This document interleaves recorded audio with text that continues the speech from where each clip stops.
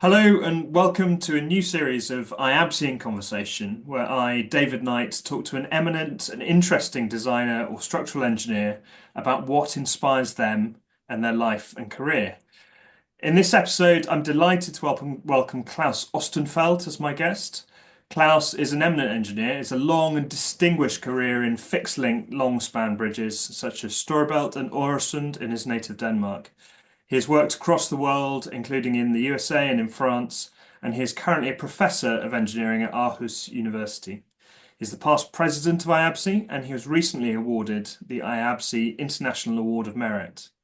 So, Klaus, I want to start with where it started for you. You grew up in a family of engineers. Was the expectation that you would follow them into engineering, or was there a particular experience in your childhood that pushed you into a career as an engineer? Well, thank you, David, for taking the time to have a talk to me, and whatever I can say, which might be able to inspire other young kids and younger people to become engineers. This wonderful profession, which is able to achieve anything you want if you take the proper initiative yourself. Then I'll be happy to contribute to this. So yeah, what inspired me? In fact, I didn't grow up in a family of engineers directly, as my father was a doctor and my mother a dentist, and my two brothers, the bigger brother and the little brother, were both of a completely different interests to me. So my engineering background actually grew out of a bit of inspiration from my uncle, the brother to my father, who formed the company Ostenfeld and Johnson, later Cowie Consult and Cowie. Um, but even then, at that time, that was not of a particular interest. What really was interesting for me was mechanics, a lot of mechanical things and airplanes. And so everything that rotated, so to speak, engines, big diesel engines for ships, aircraft engines, and so on. And I built a lot of model airplanes in my childhood, gliders, and later on was these small petrol-driven airplanes. So it was a great of interest. Aviation was the biggest interest, actually. And I became a glider pilot in my student time at the college. So I think the first um, visible result of my interest came from the inspiration that my greater brother and my father were playing around with mechano. You know that Mm. Yeah, absolutely. assembly kit with Yeah. small pieces of metal that you assemble with small screws and so Mm. on. And they were building a car with a little electric motor. Mhm. Uh, he was 9 year old, my brother, and I was 6 year old, Yes. and they couldn't make it work. And then at late night and next morning, I grabbed hold of this little car that they had built, and I fixed it. And when they woke up, they came down to the in the living room. It was running around this little car on a battery. I had fixed it. Mm. So they were full of wonders at what have I done? Well, I just made it, I said. I remember. So ever since then, I found out maybe I had a little bit of flavor for that kind of mechanics. Mm. So when the decision came to make a decision whether for a life profession, I was choosing between becoming a doctor or an engineer. Those were the two finalists.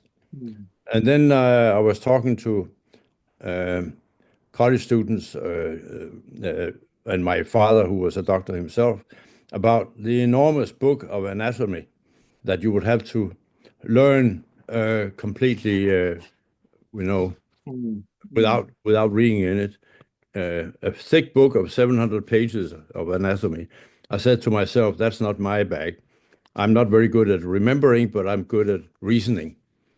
So that became then the decisive factor which turned me into engineering, and I haven't regretted ever since. That It's was a a long story, but I think it might be inspiring for somebody. Well, yeah, it's really interesting, and it is a common conversation that I've had in these podcasts. Is what was it? And many people talk about the toys that we use, be it Yes. Meccano or Lego or the things that we play with around making as children. And Yeah. I think And it still happens Lego today. didn't really inspire me, by the way, Interesting. because it's just putting blocks on top of each other Mm, that couldn't rotate. Yeah, as I said, it needed to be some kind of a mechanical device. mm, And I made all kinds of experiments in my room. It was filled with all kinds of things, doing stuff. yeah. Also, sometimes maybe more dangerous than my parents would like to know. That's wonderful. So after university, you joined your uncle's practice. And what was the experience like in those days? Your CV talks about some extraordinary projects, designing Lilibel cables for plane impact, and then you had to get your driver's license to supervise the design of an underwater caisson. Some very formative experiences as a designer, I expect. Yeah, actually, I was involved in some minor breaches initially, and I also remember taking initiative to change the design. And then my supervisor came and said, "Well, you shouldn't do that." And I wanted to look differently, and Mm, I had a good, a practical idea of what would be the most efficient and structurally, but I was kindly redirected onto the proper path. mm, I remember one project which I was particularly proud of. I was given a job in France out of the Danish office for CERN in Geneva, and they had to design a laboratory floor for heavy machinery, mm, and the deflection criteria were extremely strict, and they also wanted some engineering passages underneath the floor. So I really changed the design and found some Japanese articles, I remember, about slabs on elastic foundation and so on, very sophisticated. I ended up with a design which was perfectly suited and at the same time gave the engineers much more space underneath mm, than they had actually asked for. So everybody was happy and it fulfilled the expectations with a bit of, say, innovative details in it. So that was one of my first projects, and some bridges in Finland close to the Russian border. mm, So that's how I started, and then got, as you mentioned, involved in the Little Bell Bridge. I had to work in the compression chamber as a supervising engineer under 2.5 bars of pressure, and I had to have a special license in order to get the necessary approvals mm. to go down there through the pressure sluices and so forth. It was a bit of a scary experience, and you sound like Donald Duck when you speak in under high pressure. It's very strange, really, Mm, but an experience. Nowadays, you would never do that kind of bridge foundation anymore because it's simply too dangerous. yeah. Well, Roebling famously had difficulty with coming out of caissons, didn't he, in that pressurized environment? Yeah, And you're yeah. correct. They didn't know the bends, Mm, diver sickness, and they thought it was some kind of bacteria that they picked up from the sea bottom mm, that they hadn't known about, and wondering why all the workers, when they came up, they became sick. mm, So that was the first bad experience or experience about that kind of activity, mm, and unfortunately it cost a lot of lives on the Brooklyn Bridge. mm. Talking of the US, you moved around the world, and one of your first stops was working in America. What took you there? And what were you working on while you were in America? Well, my reasons to go to America, it's an interesting one because I saw a lot of my colleagues in Kobe after a few years, they were sent out of the country to Africa, where the company was doing some development in Ghana and Accra, in Ghana in particular. And I didn't want to go there. First of all, the structures that they were doing in Africa didn't particularly interested me. Secondly, I wanted to quit the company and get some experience from another company after having worked 4 years with design and then supervising my own designs in the company. So I simply quit and applied for a job in a bunch of American companies. I think I wrote about 50 applications to various companies that I didn't even know. I took the list from the engineering news record and simply just wrote 50 identical letters, attached my photo and said, I'm interested in a job. Can you offer me one? And I got, I think half of them answered, and only three of them answered positively. Right.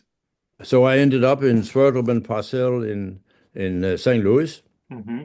Missouri, where I was working on a major bridge in over Columbia River in Oregon, a huge pre-stressed concrete box girder, where I tried to introduce European concrete box, pre-stressed concrete box girder technology into the U.S., practically unknown to the Americans. Hmm. So they were very hesitant, but I insisted. Like I said, well, when as a young, courageous engineer, you really believe what you Mm. are what you're doing.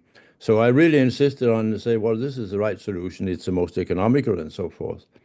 And I think I got some uh, approvals of my thinking and design.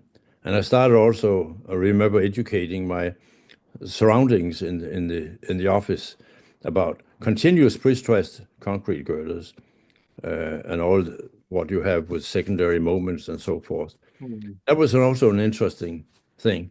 So when I thought my salary was a bit low, I went to my boss and I said, do you think my salary should only be two-thirds of my colleagues? Mm. And I'm educating them in pre-stressed concrete. And then he said, well, let me think about it. And he thought about it for a month. And I knew either I'm getting a raise or I'm being fired, knowing how things were in the States. Mm. But then he called me in and I was shaking a bit and said, well, how does it sound with $1,250 a month instead of 850? So apparently he appreciated what I was doing. So I remained in the office Hmm. and then later on asked for maybe other challenges. And I was transferred to the Phoenix office in Arizona, where I got the responsibility for a small structural engineering group of 5 people. I thought that was quite interesting. Mm. And so you talked about bringing European knowledge to America. Did you also assimilate a lot of American knowledge into your practice? Was it a two-way thing, or did you feel that maybe they were a little bit behind in their practice compared to where you'd come from? Thank you, David. That was a very interesting question, and thank you for raising it because technically I came over with the idea that I should learn a lot, but I Mm. didn't learn a lot, Mm. nothing in practice. Because in practice, I think European engineering at the time was at the forefront, at least for that type of structures I was working on. Mm. It's different for suspension bridges. We can come back and discuss that later, maybe. But I was a bit, I wouldn't say appalled, but I was surprised by the fact that the American engineering was in many ways different. It was a lot of code practice, Mm. ASHTO and uniform building code and that kind of thing. But what I learned from the US was the way to organize things the American way, the way to live the American way and understand the Americans and the American culture and management style and so forth. So it was extremely beneficial. Mm. And I cannot, um, I keep on advising young individuals who wants to broaden their knowledge as a basis for an international career. You have to get to the United States somehow and work there because U.S., in spite of all the current dis disassembly or which is happening, which didn't happen at the time, but still, U.S. is an important factor in the international uh, Mm. development that you cannot neglect it, and you need to know it in order to have it. And you need to know it firsthand by living there in order to have a qualified opinion about that society. Mm. And I think that is lacking a lot in the discussions you even have today. So I have been extremely grateful for my own decision to make that decision at that time, which led Well, me actually after the 3 years to decide, well, now it's time to try something new. and that's what I was going to come onto Paris and onto France and onto working on the Olympics, which must be a highlight of any career. Tell us about the huge concrete shells you were responsible for in Montreal. Yes. Well, I moved to France because there was no work in Denmark at the time. We should remember 1973 was a year, and most of Europe was more or less stalled because of the economic Mm. crisis and the fuel crisis and oil crisis. So Denmark sort of stopped all public works, no bridges in Denmark, and I wanted to do bridges. So I got a job in Europe in Paris, which was an affiliated company to the Freycinet organization, which is now later on fusioned into the Vinci corporation. And that's where I had to change from the Arizona desert culture to the most living city in the world, I guess, Paris. Apart from maybe, of course, with full respect to London, Paris is really completely different, and it almost cracked me down Mm. because it was such a cultural change. But after 6 months, I felt like a fish in water because the technical challenges were fantastic, and I was given almost free hands to work with this, I should say, choleric architect, Roger Taillibert, who had designed the and won the structures, the whole design for the Olympic Park in Montreal, Montréal, as the French say, in Canada. So in Quebec, Canada. So I, for some reason, the project manager who was in charge for it at the time, he had to work on some offshore structures, Ecofisk instead. So I was asked after only the 6 months whether I would take charge of the design for the Montreal Olympic Games, and these huge shells covering the Olympic Velodrome and the Olympic swimming pool, and a big leaning tower. You know the design more or less, I guess. Was just fantastic. All in pre-stressed concrete. In the center of the pre-stressed concrete world where Freycinet had developed that technology back in the 1940s. It was really like being, well, the best possible place you could possibly be Mm. if you wanted to develop something. So I was put in charge of this and worked with this uh, not very easy architect, but we got some mutual respect.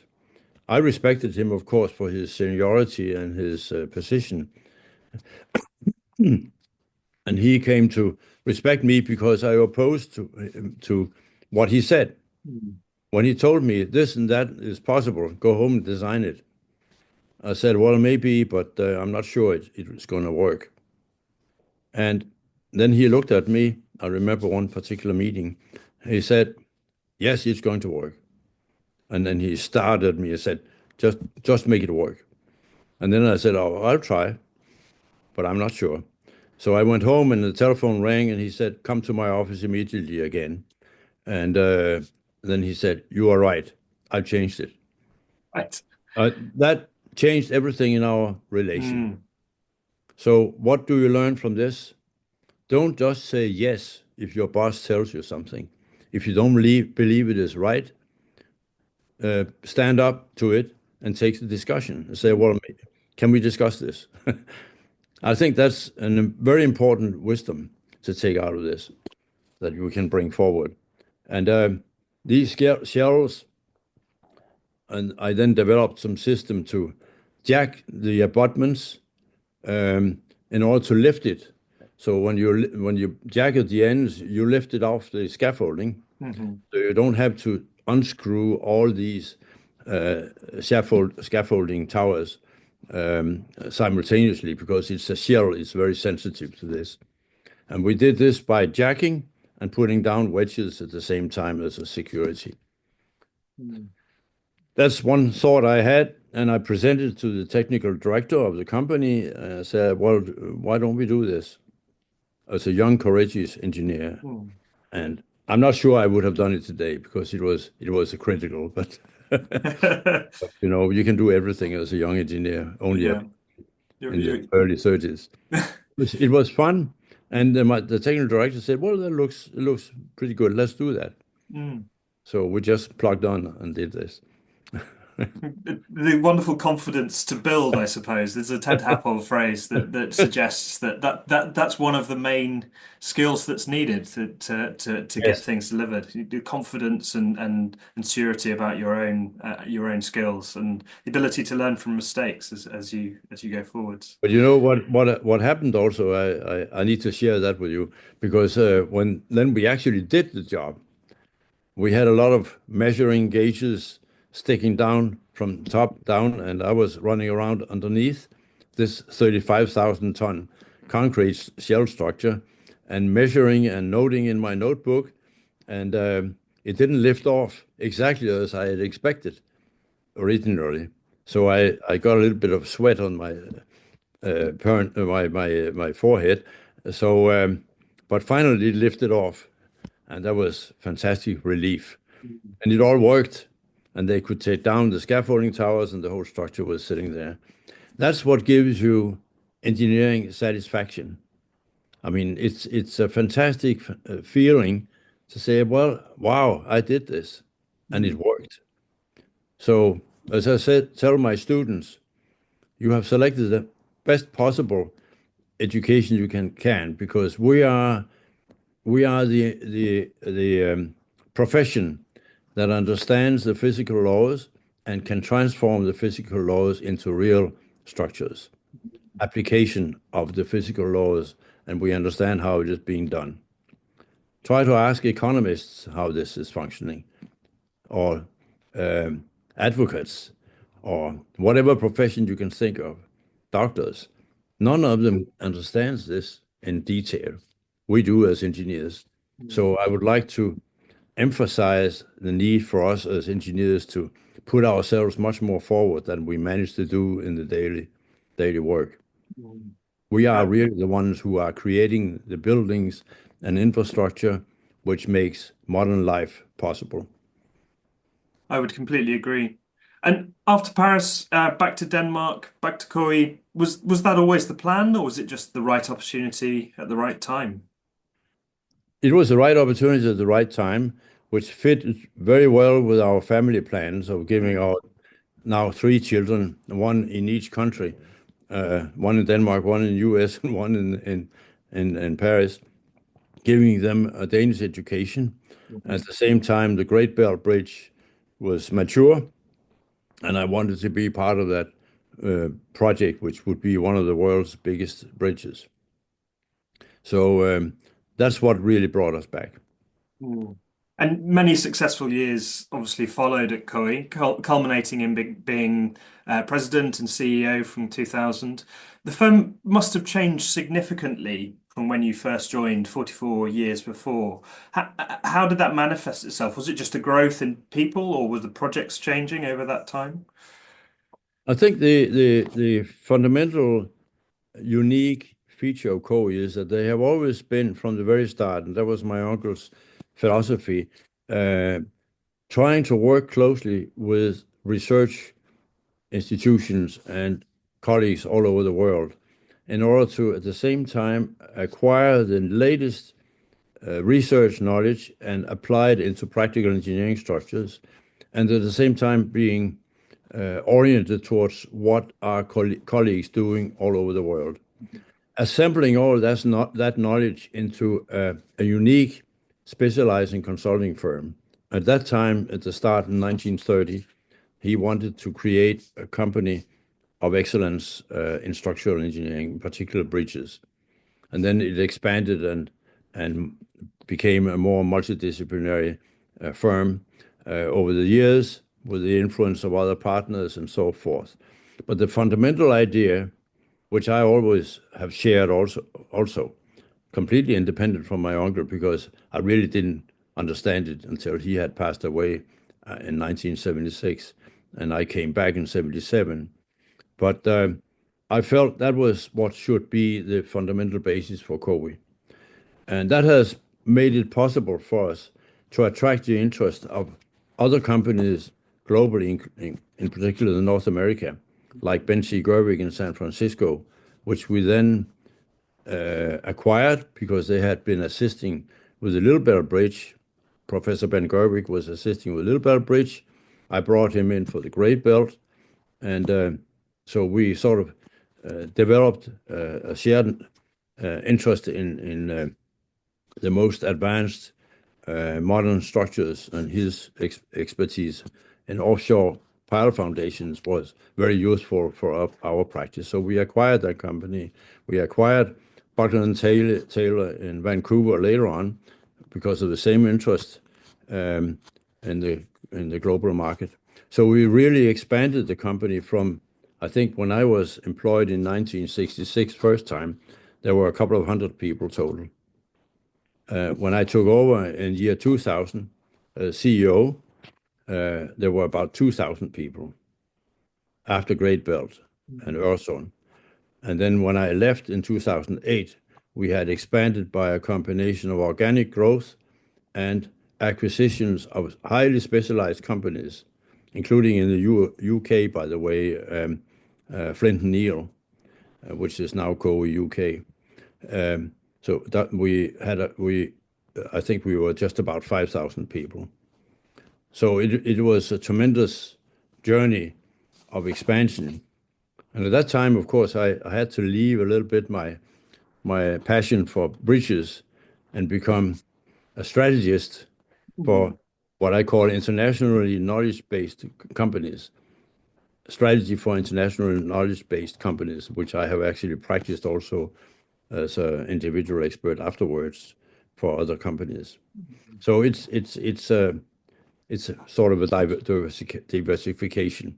But now I'm back to my old passion of bridge engineering. Well, I should declare an interest. I worked for Flint and Neil for 8 or 9 years Oh, you were in there. the Okay. UK. So yes, I'm a former COE employee. But I suppose one of the things more interestingly, more personally to me, is that experiencing projects like the Great Belt and Oresund on a family holiday as a child were one of the things that inspired me into becoming a bridge engineer. And those kind of projects, the fantastic projects, extraordinary things that you've been involved in over your career, how do you reflect on the influence of that design work as a maybe as a portfolio? What's the influence of that on the world and on the engineering profession?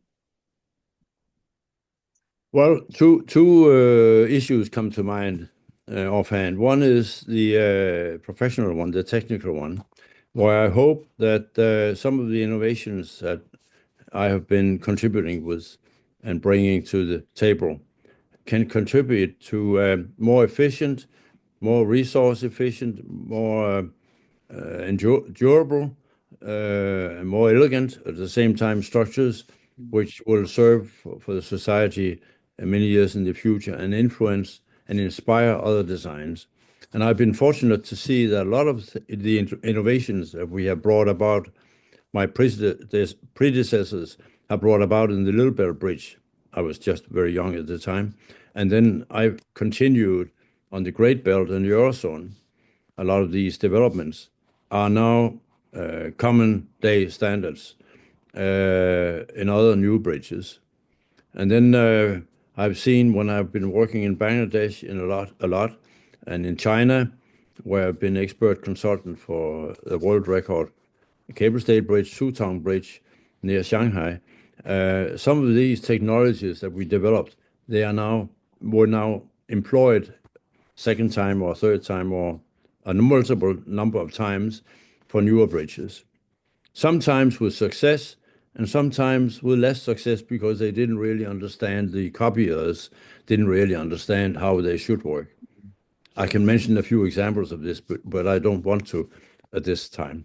But that is interesting. So I hope to that part of my answer says, well, can I advance? Can I contribute to the advancement of structural engineering to modern day standards and help meeting the 17 UN goals for a better society in the future? I would be extremely grateful if this can be, if I can contribute to that. The other side is to inspire, which I'm doing now in my education of the master engineering students at Aarhus University, if I can inspire them to a career which is, say, multiplying what I have been standing for and doing more of the same in an even more and more efficient way for the future, then I could hopefully one day close my eyes with satisfaction and say, well, I made my contribution as much as I could. Mm. Then somebody else would have to take over. Well, that's a wonderful thing to aspire to. And do you have a favorite structure or a favorite project that you're involved in? Something that you keep coming back to as, yeah, that's the thing I'm most proud of as an engineer. I think the Great Belt for me is the pinnacle of my career in a way, Hmm. because it was almost a world record at the time. Not because of it was a world record in span. The Japanese beat us by a few months with their Akashi Bridge, but no, because of all the technology we brought into it. Because it was and still is one of the most modern suspension bridges in the world. Again, it has influenced all the suspension bridges that I know of, which have been built afterwards. It sort of have marked a step upwards in suspension bridge technology, like the Little Belt did in the 60s. The Severn also, you've been in Flint and Neil, so you would know the Severn.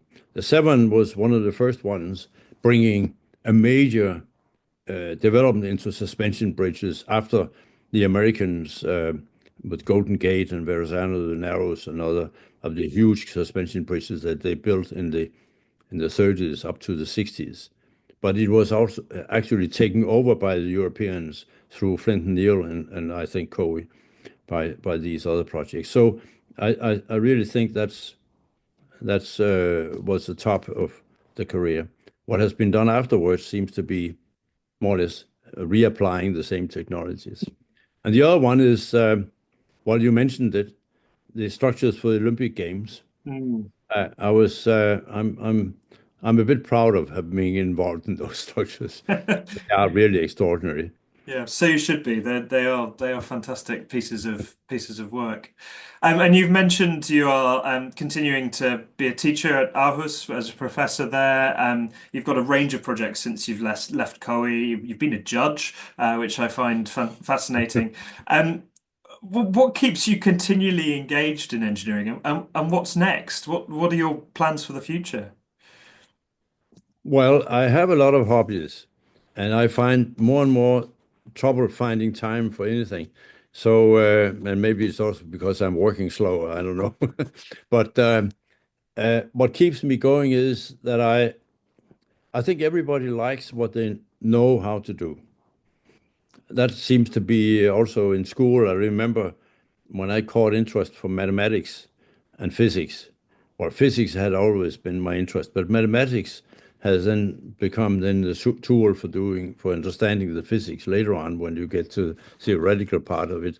And mathematics caught my interest because I found out I could do it, and sometimes better than many of my students in the class. I say, okay, it seems like I have some skills in that direction, and that tends to reinforce you. And then if you think of the hindsight of that, the ones who cannot, they are left out. And that's an interesting observation, I think, because maybe we are losing a lot of talent because they are not in the top echelon. And well, that's something for the educators to think of. Mm. It's important to get everything along, but not necessarily at the same level. And the last thing is important because we cannot equalize everyone, but Mm. that's almost political or unpolitical. Well, that Once you feels like talk a. about elite a lot of elite people, they are bringing a lot of jobs and opportunities for Mm. the ones who are maybe a little bit less interested and less skillful in their particular knowledge. So there has to be room for everyone. I think room for everyone is a great motto to live your life. And it feels like a really good place to leave our chat. Thank you, Professor Ostenfeld. Thank you for a fascinating conversation. Um, Klaus Ostenfeld is a member of the International Association of Bridge and Structural Engineers. IABSE is a group of designers and engineers that are passionate and inspired by the world around us. To find out more, head to our website, www.iabse.org. Thank you very much for listening.